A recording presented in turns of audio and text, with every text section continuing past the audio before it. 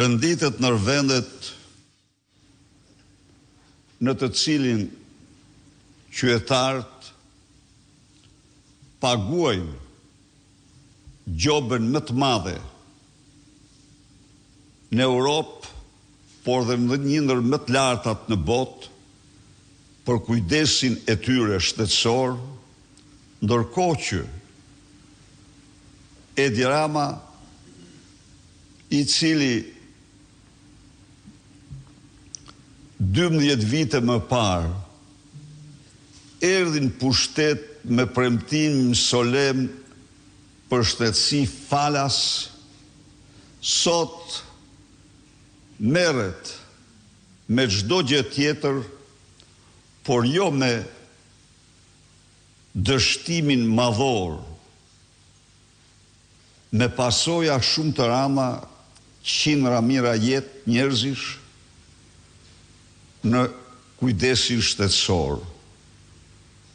Sot shqiptarët vdesin nga smundjet e zemrës 2 herë më shumë se sa mesatarja e Bashkimit Evropian. Të njëjtat shifra janë për smundjet malign, shifrat e vdekshmërisë foshnjore në Shqipëri janë, ose kjo vdekshmëri është 3 herë më e lartë se sa në Malin e Zi dhe në vendet përreth. E vërteta është se Shqipëria përballet me një farmaci apo me një furnizim me ilaçe të cilësisë më të dobët dhe më të pa efektshme, më të pa vlerë.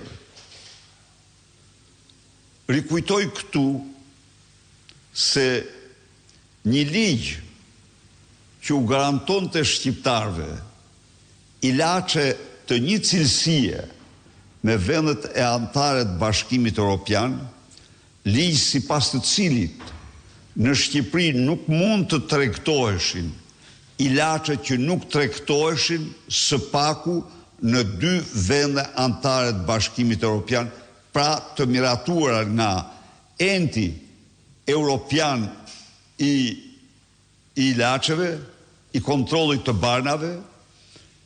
Ky ligj u zhduk u zëvendësue me ligjin Nushi Doshi dhe sot shqiptarët blejnë në farmacitë e tyre ilaçe jashtë të gjitha standardeve.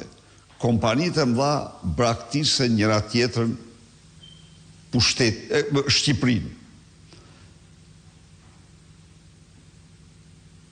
Dëshmira tragjike kanë ardhur në mënyrë të vazhdueshme për gjendjen katastrofale në spitalin e onkologjisë. Ky spital, në vend të ishte një institucion shprese për të smur që me heroizëm luftojnë forma të ndryshme të këtyre smundjeve, faktikisht është istre ku njerëzit nuk vdesin nga smundja, por nga mungesa e ilaçeve për mjekimin e smundjes.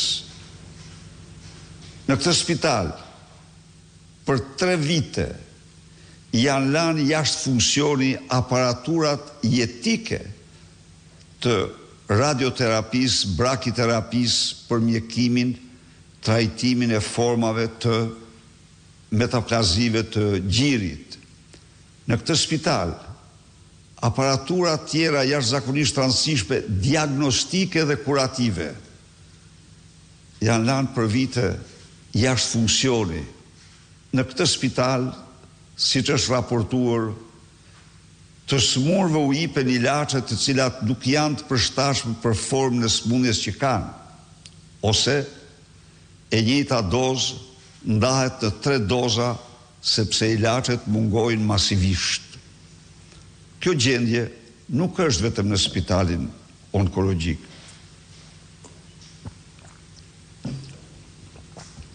Për fat të keq, kjo gjendje është dhe në spitalet tjera publike,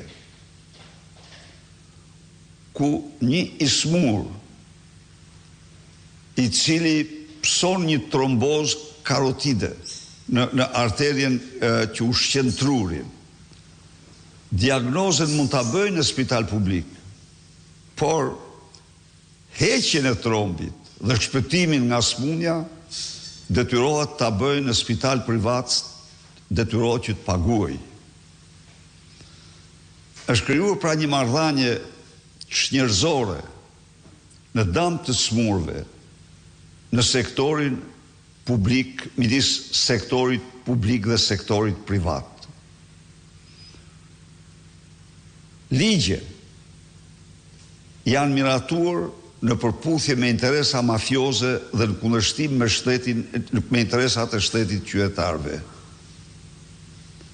Buxheti për shtetësinë është disa herë më i ulët. Është 14 herë më i ulët se sa në Gjermani. Por Gjermania nuk është një vend me të ardhura 14, me rroga 14 herë më të larta se Shqipëria.